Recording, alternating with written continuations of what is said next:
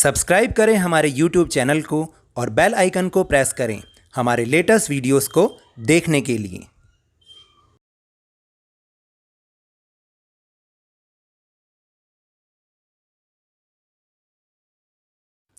Hello and welcome to Lovneesh sir की class. आज की ये जो वर्कशीट नंबर 17 है ना, ये कक्षा 10 के विद्यार्थियों के लिए है। लेकिन इस वर्कशीट को शुरू करने से पहले कुछ हालचाल जान लें। मैं ये उम्मीद करता हूँ कि आप सभी बच्चे, कक्षा 10 के सभी बच्चे बहुत मन लगाकर इस समय पढ़ रहे होंगे। पढ़िएगा ज़रूर, क्योंकि चाहे कितना भी लॉकडाउन हो, बोर्ड की परीक्षाएं तो अवश्य होंगी और उस समय अगर आपने कुछ नहीं पढ़ा होगा तो आपकी मेहनत आप बेकार जाएगी। तो प्लीज़ आप जो भी वर्कशीट आ रही हैं उन्हें ध्यान से पढ़िए और इन वर्कशीट के साथ साथ जो पैराग्राफ, जो भी भाग उस लेसन का इस वर्कशीट में दिया होता है उसे अपनी किताब में से ज़रूर पढ़ें, उसे अपनी उसी विषय की किताब में से ज़रूर पढ़ें ताकि आपको उसका पूरा ज्ञान हो पाए। तो चलिए शुरू करते हैं मेरे साथ आज की ये वर्कशीट, जिसमें हम विकास के बारे में आज कुछ और जानेंगे। जैसा कि हमने पिछली वर्कशीट में ये पढ़ा था कि विकास का क्या अर्थ होता है और विकास के क्या पहलू होते हैं। विकास में अगर आय शामिल होती है तो आय के साथ साथ बहुत सारे दूसरे पहलू हैं, जैसे दूसरों से आदर मिलना या सुरक्षा या स्वतंत्रता या स्वच्छ पर्यावरण। ऐसे बहुत सारे पहलू भी विकास के अंदर ही शामिल होते हैं। लेकिन हमने ये भी तो पढ़ा था कि ज़्यादातर लोग विकास को आय ही मानते हैं, आमदनी को ही विकास मानते हैं। और यदि हम दो देशों की तुलना करें, यानी दो देशों का कंपैरिजन करेंगे, तब भी हम आमदनी यानी आय को ही आधार बनाते हैं, क्योंकि देशों के विकास की तुलना करने के लिए उनकी आय यानी कि आमदनी की जानकारी बहुत ही महत्वपूर्ण है। जिन देशों की कुल आय अधिक है वह कम आय वाले देशों से अधिक विकसित समझे जाते हैं। लेकिन इस तुलना में कुल राष्ट्रीय आय इतना उपयुक्त माप नहीं है, क्योंकि देशों की जनसंख्या तो अलग अलग होती है। इसमें बीच में एक शब्द आया राष्ट्रीय आय। तो चलिए समझते हैं राष्ट्रीय आय क्या चीज़ है।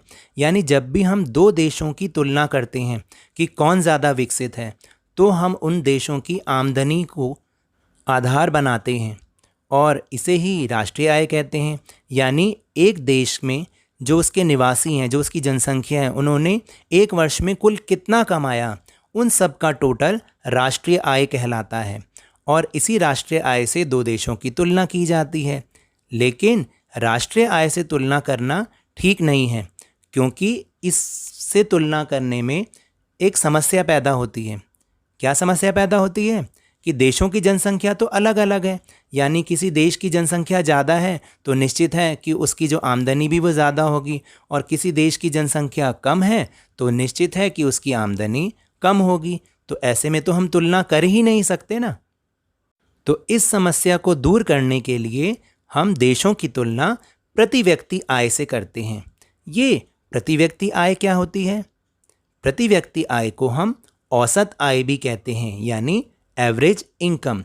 इसलिए औसत आय की कैलकुलेशन करने के लिए कुल राष्ट्रीय आय को उस देश की जनसंख्या से भाग कर दिया जाता है। यानी अगर हम कुल आय को जनसंख्या से भाग कर दें तो हमें प्रति व्यक्ति आय प्राप्त हो जाती है, और इस प्रकार हम दो देशों की तुलना आराम से कर पाते हैं। लेकिन ये औसत आय या प्रति व्यक्ति आय भी कभी कभी सही रिजल्ट नहीं दे पाती। इसके बारे में हम अपने क्वेश्चन आंसर में डिस्कस करेंगे। अब हम आगे पढ़ते हैं।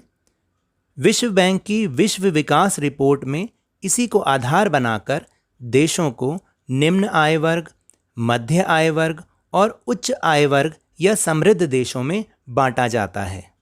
यानी विश्व बैंक पूरी दुनिया के देशों को उनकी प्रति व्यक्ति आय के आधार पर 3 भागों में, 3 वर्गों में बांट देता है: निम्न आय वर्ग, मध्य आय वर्ग और उच्च आय वर्ग। तो अब हम समझते हैं ये कौन कौन से होते हैं। वे देश जिनकी प्रति व्यक्ति आय 12,056 US डॉलर प्रति वर्ष या उससे अधिक है, उसे हम उच्च आय वर्ग वाले देश कहते हैं, यानी विकसित देश कहते हैं। और जिनकी आय, प्रति व्यक्ति आय 995 US डॉलर प्रति वर्ष है, उन्हें हम निम्न आय वाले देश कहते हैं। लेकिन भारत मध्य आय वाले देशों में आता है, यानी मध्य आय वर्ग वाले देशों में वो आता है, क्योंकि उसकी प्रति व्यक्ति आय 2017 में 1,820 US डॉलर प्रति वर्ष थी। और ये सभी आंकड़े हम 2017 की प्रति व्यक्ति आय के आधार पर बता रहे हैं। तो चलिए अब चलते हैं प्रश्नोत्तर की ओर। पहला प्रश्न है, देशों के बीच तुलना में कुल आय या राष्ट्रीय आय की तुलना को अधिक उपयुक्त क्यों नहीं समझा जाता? तो ये तो मैंने आपको ऊपर भी डिस्कस किया है कि जो कुल आय या राष्ट्रीय आय होती है उसे देशों की तुलना करने के लिए उपयुक्त नहीं समझा जाता, क्योंकि देशों की जनसंख्या अलग अलग होती है। राष्ट्रीय आय का मतलब है एक देश में रहने वाली जनसंख्या एक वर्ष में कुल कितना कमाती है, उनकी आमदनी का कुल योग राष्ट्रीय आय कहलाता है। और क्योंकि किसी देश की जनसंख्या ज़्यादा हो सकती है और किसी देश की जनसंख्या कम हो सकती है, इसलिए उनकी आपस में तुलना करना राष्ट्रीय आय से ठीक नहीं होता। चलिए दूसरे प्रश्न की ओर चलें। प्रति व्यक्ति आय क्या होती है और इसे कैसे निकाला जाता है?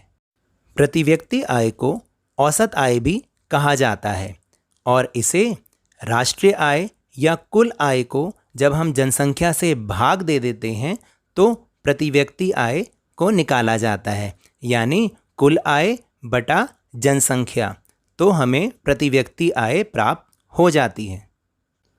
अब तीसरा प्रश्न है, विश्व बैंक की रिपोर्ट में विकास की तुलना के लिए किसे आधार बनाया जाता है? भारत किस आय वर्ग में आने वाला देश है?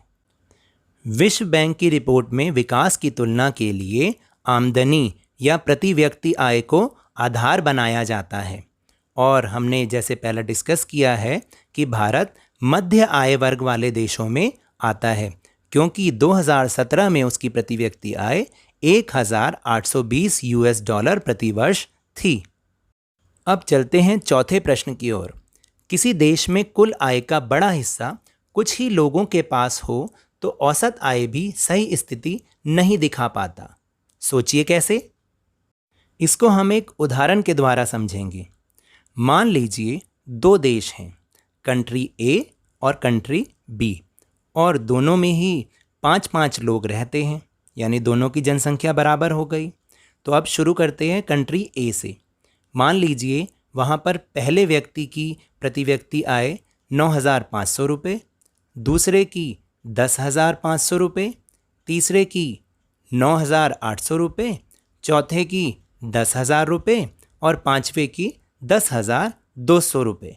इसी प्रकार कंट्री बी में पहले व्यक्ति की आय 500 रुपये, दूसरे व्यक्ति की प्रति व्यक्ति आय 500 रुपये, तीसरे व्यक्ति की प्रति व्यक्ति आय 500 रुपये, चौथे व्यक्ति की प्रति व्यक्ति आय 500 रुपये और पाँचवें व्यक्ति की प्रति व्यक्ति आय 48,000 रुपये।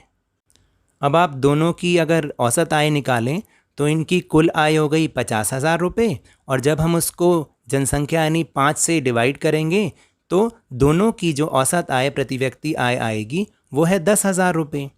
अगर हम देखें औसत आय 10,000 रुपये जो कि कंट्री ए पर तो सही बैठती है, अगर हम ध्यान से देखें तो जो पांचों व्यक्तियों की प्रति व्यक्ति आय है वो 10,000 के आसपास है।